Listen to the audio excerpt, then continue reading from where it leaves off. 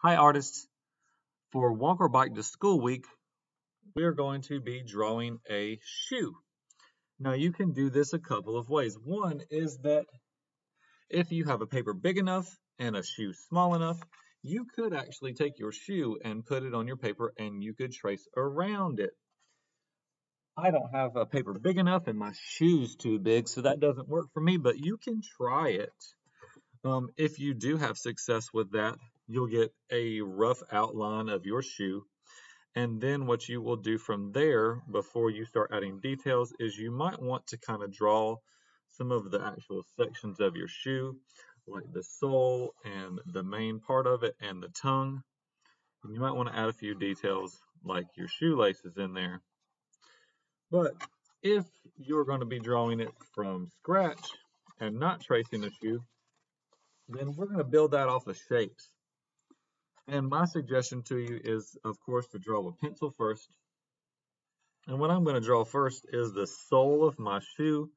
And for that, I'm going to draw a long, skinny rectangle.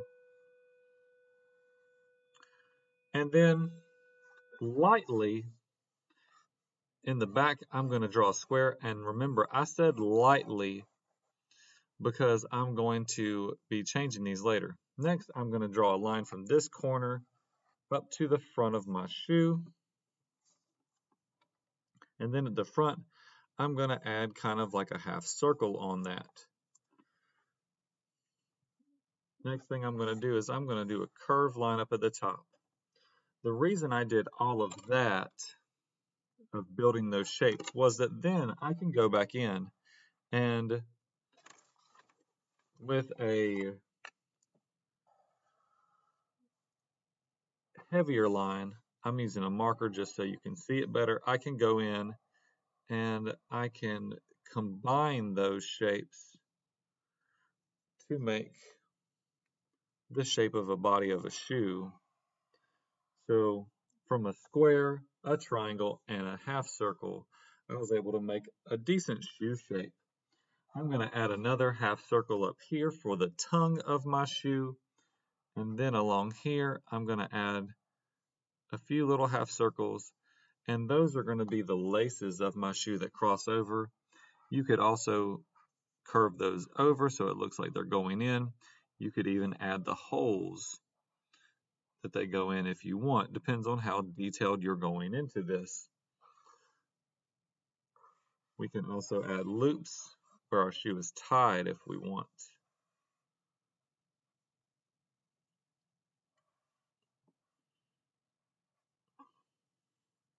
Once you have that basic shape of your shoe, then you get the fun job of being the artist that is designing your shoe and think of what you could put on there that would make your shoe very unique to you. So I love art and painting, so I decided to make mine look like a shoe that is a painting palette. So I added these shapes that look like paint splotches, and I tried to make it look like wood on mine.